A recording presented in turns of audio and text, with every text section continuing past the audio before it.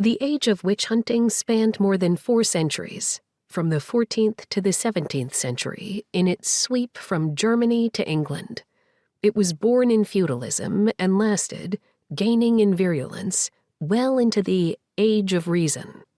The witch craze took different forms at different times and place, but never lost its essential character, that of a ruling class campaign of terror directed against the female peasant population.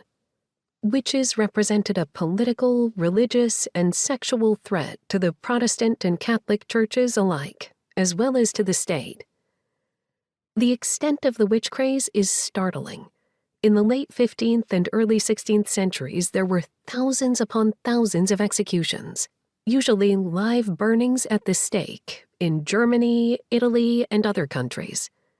In the mid-16th century, the terror spread to France, and finally to England.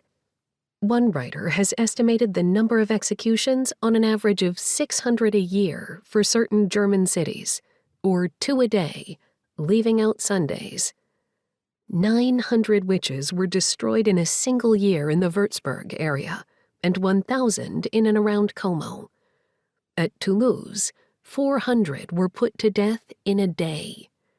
In the bishopric of Trier, in 1585, 2 villages were left with only 1 female inhabitant each.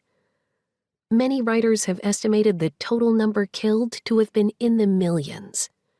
Women made up some 85% of those executed: old women, young women, and children. We are omitting from this discussion any mention of the New England witch trials in the 1600s. These trials occurred on a relatively small scale, very late in the history of witch hunts, and in an entirely different social context than the earlier European witch craze.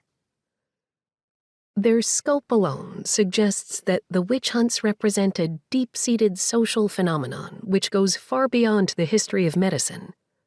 In locale and timing, the most virulent witch hunts were associated with periods of great social upheaval shaking feudalism at its roots, mass peasant uprisings and conspiracies, the beginnings of capitalism, and the rise of Protestantism.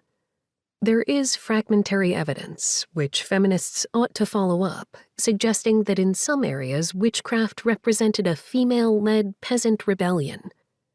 Here, we can't attempt to explore the historical context of the witch hunts in any depth, but we do have to get beyond some common myths about the witch craze, myths that rob the witch of any dignity and put the blame on her and the peasants she served.